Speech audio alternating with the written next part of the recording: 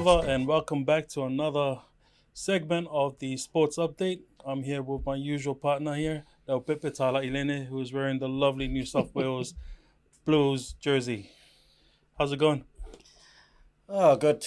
It's it was a great weekend. I had my first game of rugby for the year, or for the last 3 years. Got injured, but it's good run. Legs were killing it. Like Yeah. at the end of it, but I'm fine. Young Savali but managed to put in I think about 40 minutes of rugby time. So apart from the broken nose, it was good. Can we get a close up on that camera on the nose bridge here on the L? It's healed. It's healed. Who you But you playing know the for? funny thing is, I think it was my own team that got me. Friendly Fire. Yeah. Who are you playing for? Manukau Rovers against Marist. Marist. So we were called up to the Manukau Rovers team. They didn't have enough numbers, so it's good fun. Marist is out towards our way, yeah. Ormiston and No, it's at Penmure. Pakuranga. Penmure. Oh, okay. But Manukau Rovers it's in Mangili, but they're called Manukau Rovers. So yeah, for all those who feel like they've retired, give it a go. You know, as my friend with Moana, we need a second five. So when we're back from the States, we'll sign you up. I'll stick to the cheering. Okay. First on our block for talking today, it's Moana Pacifica versus Chief, 85-7. Such a huge contrast from their last match against the Blues, in all levels. What are your thoughts? You know, I did pick the Chiefs to win.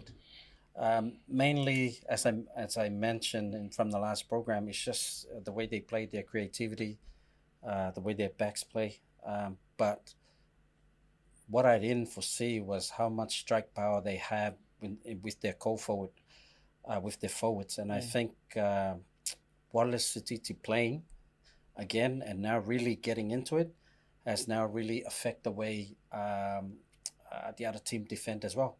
Because before Wallace didn't play, I think they had Jacobson at number 8. Yeah. But the way I saw how their coach has now bringing Satiti to play his game, and has really got Jacobson is now on number 7, and they got another guy at number 6, and they just had a lot of ball. They just didn't give Moana any possession at all, and they convert every opportunity they had. So if they continue to play like that, the Chiefs, I think they're the team to beat in the playoffs, because they look very dangerous. And it's not like Moana didn't have the ball to play their game like they did, but they just kept defending, and every time they have the ball, they just try and play territory and wait for the Chiefs to make mistakes. So the Chiefs didn't really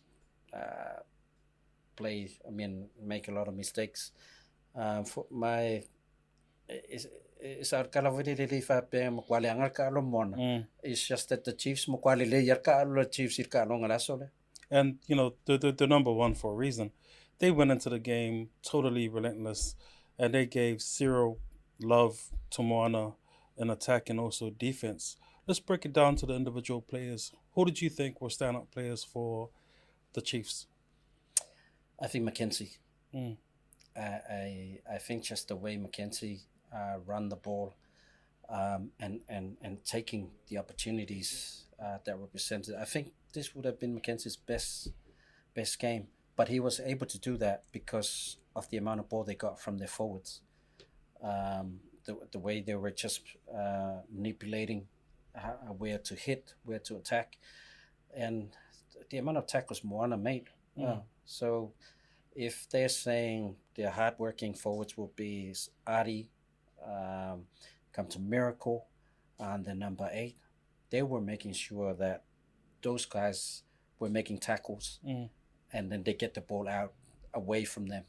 You know, so and it was just everywhere. Everybody just seemed to gel and coordinate together. But I picked Mackenzie as my player of that game. Okay. Let's go to my team, Moana. Where did you feel like they? I still have hope they're gonna take this year. Where did you think Moana went wrong?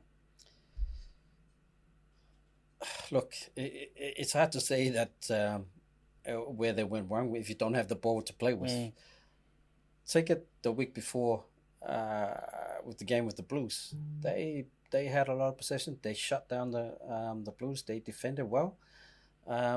Look, as I said,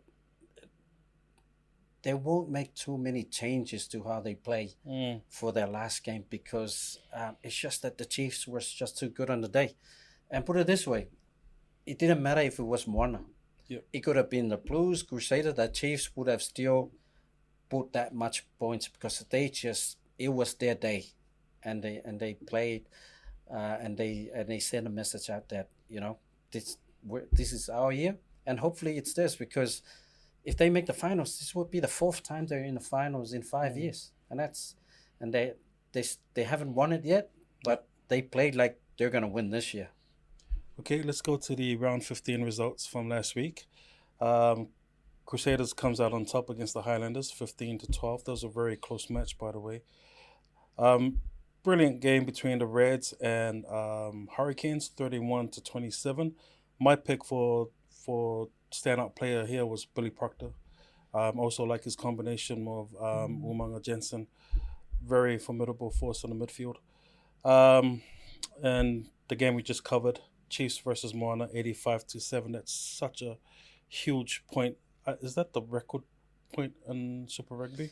No, no, no. There was a game. I still remember there was a Waratahs Crusaders game. I think Crusader was like 97 or 98 points. Right. But Waratahs did score a few points afterwards, which kind of make it.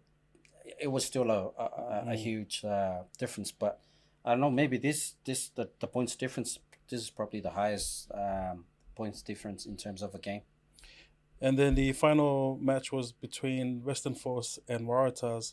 Waratahs managed to hang on in the extra round.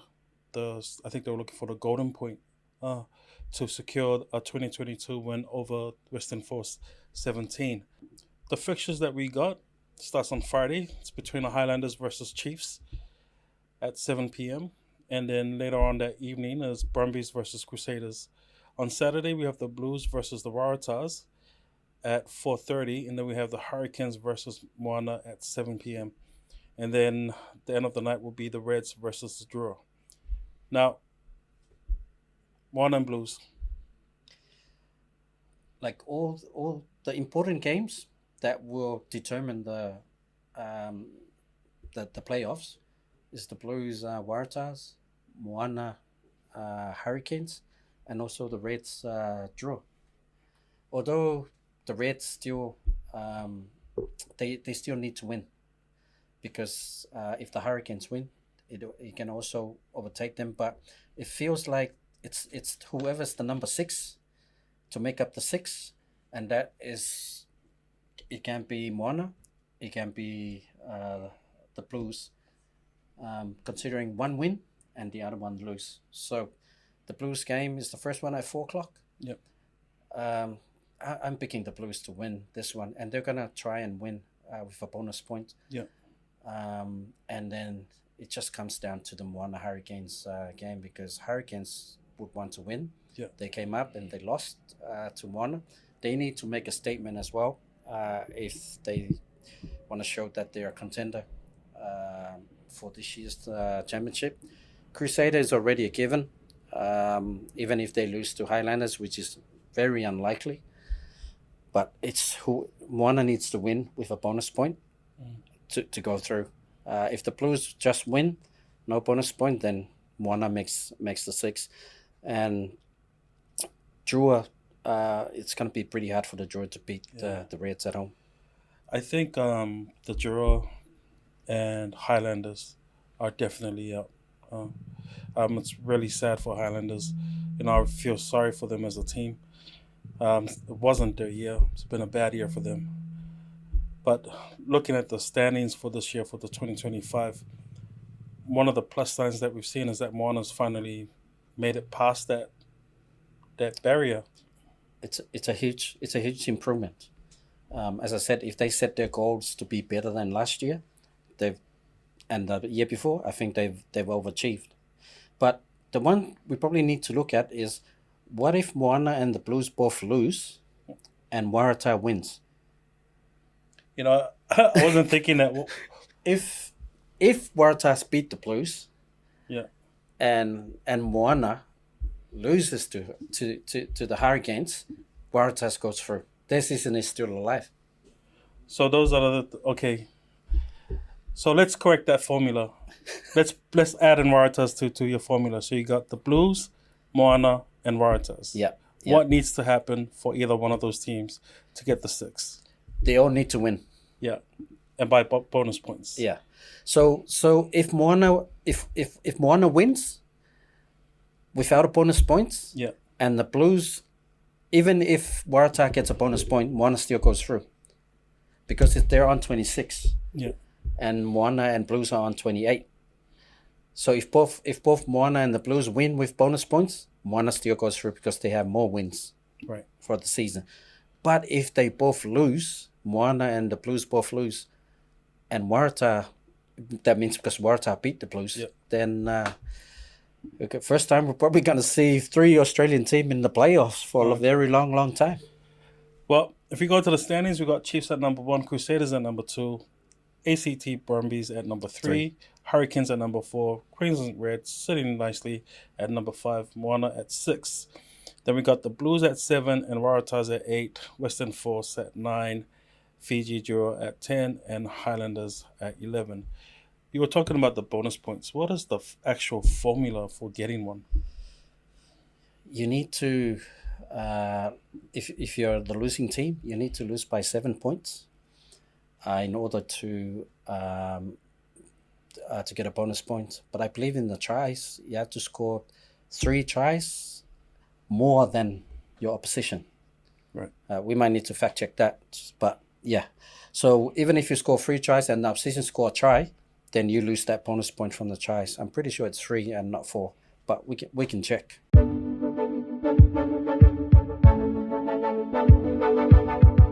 Okay, let's go straight to the state of origin between New South Wales Blues and Queensland Maroons. It's going to be on tonight at 10 p.m. New Zealand time, 8 o'clock Brisbane time. Now, Pepe, who you got on your books for money? Well, obviously. Yeah, it should be a easy game for the New South Wales Blues, mainly because they still retain the bulk of the team from last year. Yep. When you have Latrell in there, you've got Nathan Cleary. They got a strong backline. They got Dylan Edwards at fullback, Brian Tour on the wing, Stephen Crichton, Latrell Mitchell, Zach Lomax, one of my favorite players. And then, by the sounds of it, they got 2 Flyhouse, two number 7, Mitchell Moses and Nathan Cleary. I don't see Luai here. Yeah, I like it was going to be pretty hard to pick him considering how the Tigers are playing this year. But you know, the guy won it for New South Wales last year. Yeah. Coach should have a bit of faith in him and bring him back, because their combination with Moses won the games last year. But you know, it's hard to leave Cleary out, considering that the way Penrith are playing, they're at the bottom. Yeah. Which you could have picked Luai, but you know how you play at clubs is totally different when it comes to Origin. And Latrell Mitchell is one player that he'll struggle at the clubs, and then comes Origin time, and then it's like a totally new player. Well. And he's done it so many years. So I'm picking New South Wales to win tonight. What about you? New South Wales. I also see that Payne Haas is part of the front line, as well as Angus Crichton. We got Spencer Lanier on their bench. So we're looking at a stacked New South Wales team for tonight's game. Full of Tosa more players, and potential new Tosa more players like Payne Haas and those guys. So it's going to be very interesting first game. It's up in Ballamore. I went 2 years ago to watch the game, and like they flogged New South Wales like 2 years ago in Ballamore, And I remember wearing my New South Wales jersey surrounded by Maroon fans, and like, man, got abused from the kickoff right until the game finished, and it didn't help that they lose the game. So it's our time this year. We won last year, can't be second year. We haven't done 2 years in a row for a long time, but I feel like this is the year. Yes, so 2024 New South Wales took the win. 2023, 2022 that was Queensland, and it was 2021 New South Wales. But we want to say thank you so much for tuning in to another segment of Sports Update. Thank you so much, Little Pepe, Tala Ilene, and also thank you to our sponsors, Digicel, for supporting this program of Day Lava.